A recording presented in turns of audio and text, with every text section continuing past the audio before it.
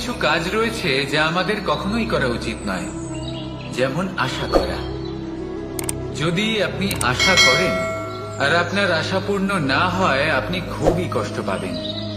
এবার আপনি যদি প্রতীক্ষা করেন, করতেই থাকেন, আর সেই ব্যক্তি যদি না আসে, তাহলেও খুব কষ্ট পাবেন। আর হলো তুলনা। আপনি যদি তুলনা করতে যান, তাহলে এটাই ভাববেন যে হয় আমি বা অন্য কোনো ব্যক্তি, এই দুজনের মধ্যে কোনো এক ব্যক্তি নিকৃষ্ট। আর এই ভাবনাটাই হলো অনুচিত। যদি আমরা কথা বলি সেই সব বিষয়ে যা আমাদের করা উচিত, যেমন পরীক্ষা। এই পরীক্ষা সবসময় আমাদের আরো সফল করে তোলে, আরো শ্রেষ্ঠ করে তোলে, আরো উৎকৃষ্ট করে তোলে। আসন্ন মহাসংগ্রামের জন্য আমাদের প্রস্তুত করে তোলে এই পরীক্ষা। তাই এই পরীক্ষার থেকে কখনোই পালাবেন না, এর সম্মুখীন হন। আর হলো কর্ম। কর্ম করা কখনোই বন্ধ করবেন না। তুলনা করার বদলে কর্ম করুন, প্রতীক্ষা করার বদলে কর্ম করুন, আর আশা করার বদলে কর্মই করুন। জীবন সফল হয়ে যাবে। দেখুন, সবার শেষে সত্যি বলতে এই কর্ম আর এই পরীক্ষা, এই দুই আমাদের জীবনকে সুখী করে তুলতে পারে। আসুন আর আমার সাথে ভালোবেসে বলুন, রাধা রাধা। ধন, সম্পত্তি, এগুলো আসলে কি? এগুলো শুধু সেই মূল্য যার দ্বারা আমরা কোনো কিছু অর্জন করতে পারি। এবার এই ধনের দ্বারা এই সংসারে অনেক কিছু লাভ করা সম্ভব, কিন্তু সেই সব কিছুই শুধুমাত্র ভৌতিক বস্তুই হবে, ভৌতিক সামগ্রী, ভৌতিক সুবিধা। অর্থাৎ আপনার কাছে যতই ধন থাকুক, তা আপনাকে শান্তির ঘুম এনে দিতে পারবে না, আপনাকে জীবনের বাস্তব সুখের অনুভূতি লাভ করাতে পারবে না। কারণ এগুলো ভৌতিক ধন, এ ভৌতিক বস্তুই অর্জন করাতে সক্ষম। বাস্তবিক ধন কি? যদি এই প্রশ্ন আপনার মনে আসে, তাহলে তার উত্তর আমি আপনাকে দেব একটা উদাহরণের মাধ্যমে। কখনো আপনি শুনে থাকবেন যে একজন পিতা আজীবন অনিষ্ট করেন, অনর্থ করেন, খারাপ কাজ করেন শুধু ধন অর্জনের জন্য। তিনি ভাবেন যে আমি ধন অর্জন করব আর নিজের সন্তানকে একটা উজ্জ্বল ভবিষ্যৎ প্রদান করব, একটা সুখ স্বাচ্ছন্দ্যময় জীবন দান করব। এবার সন্তান যখন জন্ম লাভ করে, তখন সে ভাগ্যের জোরে সেই ধন ভোগ করে। যেরকম সে পায়, সেরকমই তার ব্যবহার সে করে। কখনো আপনি এটাও দেখে থাকবেন যে সেই সন্তান সমস্ত ধন নষ্ট করে ফেলে, আর সেই পিতা যিনি সমস্ত ধন সঞ্চয় করেছেন, যিনি সেই ধনের প্রভু, আজ সেই ধনের প্রহরী হয়ে রয়েছেন। এবার এরকম কেন হয়? এরকম তখনই হয় যখন সেই পিতা বুঝতেই পারেন না যে তার জীবনের আসল ধন কি। সেই আসল ধন তার সন্তানকে সে দিতেই পারে না। যদি পিতা তার সন্তানকে কর্মের জ্ঞান দিতে পারেন, উচিত কোনটা অনুচিত কোনটা সেই শিক্ষা দিতে পারেন, সংস্কারের প্রকৃত শিক্ষা দিতে পারেন, তবে সেটা ধনের থেকে অনেক বেশি গুরুত্বপূর্ণ। এটাই হলো জীবনের বাস্তব ধন। আপনি সেই কথা তো অবশ্যই শুনে থাকবেন, কুসন্তান হলে ধন সঞ্চয় করে কি হবে, সুসন্তান হলে ধন সঞ্চয় করে কি হবে। সন্তান যদি কুপুত্র হয়, তাহলে সব নষ্ট করে ফেলবে, আর সন্তান যদি সুপুত্র হয়, তাহলে ধন থাকুক না থাকুক, সে নিজেই কর্মের পথে অগ্রসর হয়ে ধন অর্জন করবে আর নিজের জন্য এক উজ্জ্বল ভবিষ্যৎ করে তুলবে। তাই সন্তানকে সম্পদ দেওয়ার আগে কর্মের জ্ঞান দান করুন, সুশিক্ষা দিন, কারণ এটাই হলো জীবনের প্রকৃত ধন। আসুন আর আমার সাথে ভালোবেসে বলুন, রাধা রাধা। এই জীবন কিভাবে বদলানো সম্ভব? কিছু মানুষ বলেন যে নিরন্তর কাজ করলে, পুরুষার্থ পালন করলে এই জীবন বদলে ফেলা সম্ভব। আজ আমি আপনাকে বোঝাবো যে এক মুহূর্ত, সময় আর সিদ্ধান্ত কতটা গুরুত্বপূর্ণ হয়। এক মুহূর্তই যথেষ্ট। একটা মুহূর্ত এত শক্তিশালী হতে পারে যে তা আপনার সমগ্র জীবন পাল্টে দিতে পারে।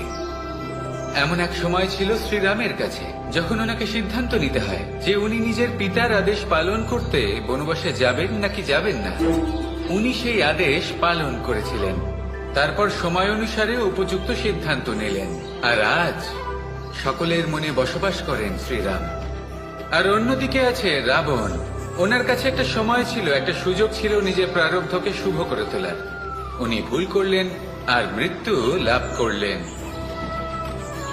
নির্বাচন সবসময় আপনার হাতে, শুধু আপনাকে সময়কে বুঝতে হবে, সেই মুহূর্তকে বুঝতে হবে আর উচিত সিদ্ধান্ত নিতে হবে, ব্যাস। বুঝতে শিখুন এই সময়ের দাবি কি, বুঝতে শিখুন এই সময়ের ইচ্ছে কি, আর উচিত সিদ্ধান্ত নিন। আর আমার সাথে ভালোবেসে বলুন, রাধা রাধা। মানুষ জন্মগ্রহণ করে, তার সাথে ভয়েরও জন্ম হয়। ছোটবেলা থেকেই আমাদের মনে কোনো না কোনো প্রকারের ভয় থেকেই যায়। কেউ এই বিষয়ে ভয় পায় যে তার কোনো বস্তু তার থেকে দূরে চলে যাবে, কেউ এই বিষয়ে ভয় পায় যে আমি নিজেকে হারিয়ে ফেলব, কেউ এই ভেবে ভয় পায় যে আমার প্রিয়জনেরা তারা যেন আমার থেকে দূরে না চলে যায়, কেউ এই ভেবে ভয় পায় যে আমরা যেন পথ না হারিয়ে ফেলি, আদি ইত্যাদি। কিন্তু সত্যি কথা বলতে, ভেবে দেখুন এই ভয় বাস্তবে কি? শুধুই একটা মনস্থিতি, আর কিছুই নয়। যা কিছু আপনি জীবনে পেয়েছেন তা একদিন আপনাকে হারাতে হবে।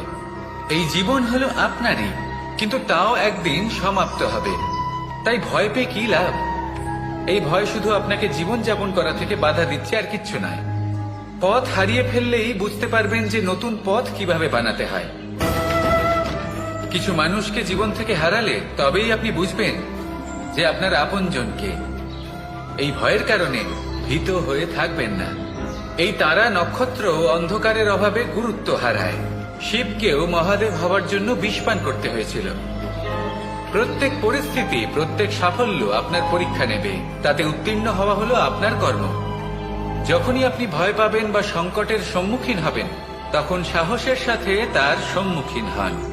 মনে রাখবেন, যে সম্মুখীন হতে জানে সাফল্য তার সাথে সবসময় থাকে। আসুন আর আমার সাথে ভালোবেসে বলুন, রাধা রাধা।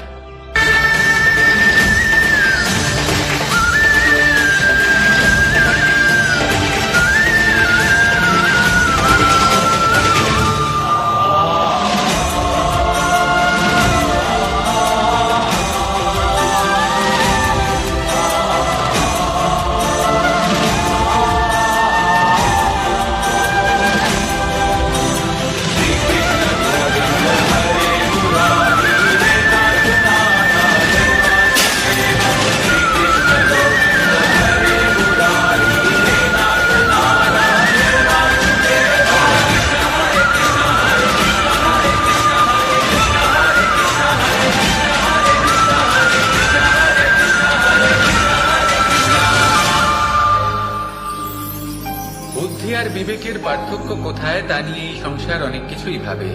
কিছু মানুষ ভাবেন যে এই দুই হলো একই, কিন্তু যদি সত্যি কথা বলি তাহলে এই দুইয়ের মধ্যে একটা অমূল্য পার্থক্য আছে। আর তা হলো এটা যে বুদ্ধির সম্পর্ক হলো মস্তিষ্কের সাথে, আর বিবেকের সম্পর্ক হলো হৃদয়ের সাথে। যে কোনো বুদ্ধিমান মানুষ কি করেন? নিজের মতন করে এই সংসারকে বদলে ফেলতে চেষ্টা করেন। একজন বিবেকশীল মানুষ কি করেন? নিজের অন্তরকে, নিজের মনকে বদলে ফেলতে চেষ্টা করেন। কারণ মানুষের সংসার এই মনের মধ্যেই বসবাস করে। তাই নিজের বুদ্ধির ব্যবহার অবশ্যই করুন, কিন্তু তাতে বিবেকের লাগামটা অবশ্যই শক্ত হাতে ধরবেন। আসুন আমার সাথে ভালোবেসে বলুন, রাধা রাধা।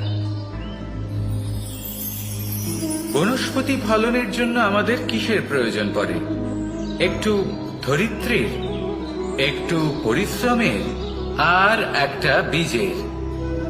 এবার যদি মানুষের কথা বলি, তাহলে এখানে ধরিত্রী হলো মানুষের এই জীবন, যেখানে মানুষ নিজের ইচ্ছের ফল ফুল ফলন করতে চায়। পরিশ্রম হলো আমাদের কর্ম, আর বীজ হলো আমাদের নির্বাচন। আমাদের বেছে নিতে হবে যে আমরা কি বপন করব, আম নাকি ফণি মনসা। এর মধ্যে আমরা কি পেতে চাই? রসালো ফলের ফলন চাই নাকি কাঁটার ফলন চাই, তা আমাদের উপর নির্ভরশীল। কিন্তু একটা কথা ঠিক, লক্ষ্য যেমনই হোক না কেন, জীবন যেমনই হোক না কেন, যদি আপনি লক্ষ্যের দিকে এগোতে থাকেন তাহলে কর্মের সাথে খামখেয়ালি আচরণ করতে পারবেন না। যদি আপনি এমন করেন তাহলে এটা আপনাকে একটা অনুচিত লক্ষ্যে পৌঁছে দেবে। সেটা কিন্তু নিশ্চিত। সবসময় এটা মনে রাখবেন, কর্মের সাথে খামখেয়ালি হবেন অর্থাৎ কর্মফলও আপনার সাথে খামখেয়ালি হবে। তাহলে নিষ্ঠার সাথে কর্ম করতে থাকুন আর নিজের লক্ষ্যকে প্রাপ্ত করুন। আর আমার সাথে ভালোবেসে বলুন, রাধা রাধা।